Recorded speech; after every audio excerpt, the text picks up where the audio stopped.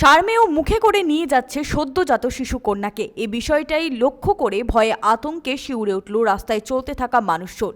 সামনে এগিয়ে দেখা গেল সদ্যজাত শিশু কন্যা মৃত অবস্থায় রয়েছে।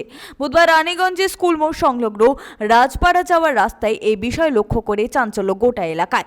এলাকাবাসীদের দাবি যে এলাকায় দুটি হাসপাতাল আর নার্সিং হোম রয়েছে, সেখানে সম্ভবত কোনো সদ্যজাত শিশু মৃত অবস্থায় ভূমিষ্ঠ হওয়ার পর তার পরিবার পরিজন হয়তো তাকে ফেলে দিয়েছে ডাস্টবিনে, অথবা কন্যা সন্তান হওয়ার জন্য তাকে ফেলে দিয়েছে।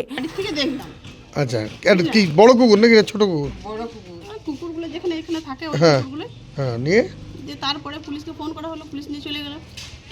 কি মনে হচ্ছে কোথা থেকে, হসপিটাল থেকে নিয়ে না কোথা থেকে মনে হচ্ছে? এটা বলতে পারবো না, এই তো কুকুরে ধরুন নিয়ে এসছে, দেখেছি যেটা সেটাই হতে পারে। কি মেয়ে হয়েছে বলেই ফেলে দিয়েছে।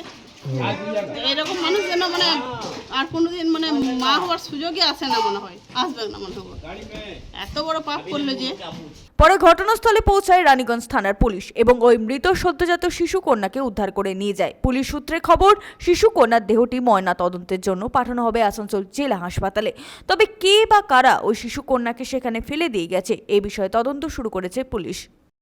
সঞ্জয় যাদব, 99 নিউজ বাংলা, রানীগঞ্জ।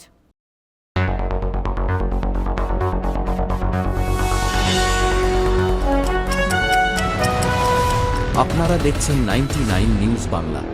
বদলাবো আমরা।